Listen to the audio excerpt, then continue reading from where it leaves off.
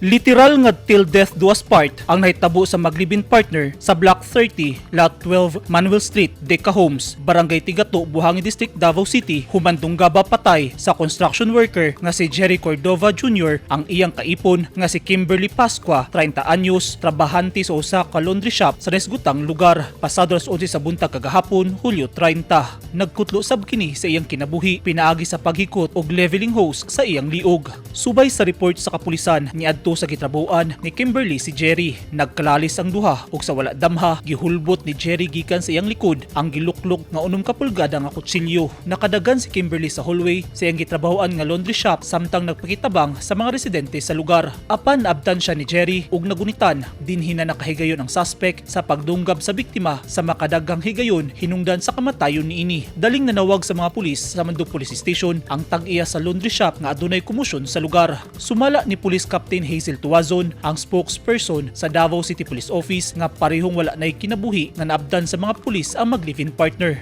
Ang tawag man gud sa amo sa biktima, itawag sa tong police station nga night commotion, sulod nga part sa iyahang establishment, sir. So mao to ni responde atong kapulisan, pero pagabot dito sa scene gud, sir, sila ang giawayan is wala na motubag, so gi-lock ang maong sponsor kung asa sila, kwarto ba na or basta part silang sa workplace sa mga biktima. So gipuwer sa pag-abri sa atong kapulisan, mao to nga nakita na dito ang patayang lawas sa atong biktima ug ang nagbitay nga lawas gud sa maong suspect nga suicide by hanging sa iyahang kaugalingon sa sir, sa gamit ang hose nga iyahang gibitay sa trash, sir, sa maong workplace, sir.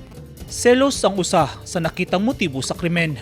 According sa investigator nato, sir, no, sa Mandog Police Station nga selos ni siya, sir, no, kanimang ang biktima, sir, nana siya issue nga cellphone gikan sa iyang amo sa ilang mga customer. Tapos mo na selos sa iyang katong suspect nga maka kuno kung sa itong mga customer, sir, ba kanang praning ba nabating dito makakuha og kanang lain lalaki pa ang maong biktima, pero gi-check ni sa ato ang investigator, sir, ang cellphone wala gyud dito, wala gyud kanang conversation, sir, sa biktima o sa katong alleged nga gisilosan sa bawang suspect ko, sir. Ginahulat pa sa kapulisan ang resulta sa gihimong autopsy sa patayng lawas sa biktima aron masayran kung pilagyod ka mga sama dinunggaban ang nahiaguman sa biktima. Pahimangno ni Police Captain Tuazon sa publiko hilabi na sa magtiayon o mag-live-in partner.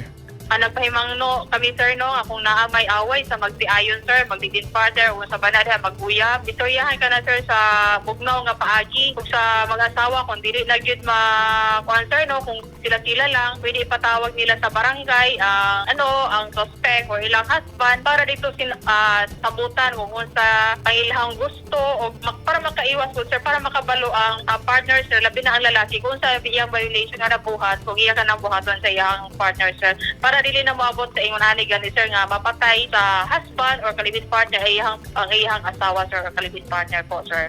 Upat ka mga anak ang nailo sa magpartner. Eugene Hinutan, Newsline Philippines. Stay safe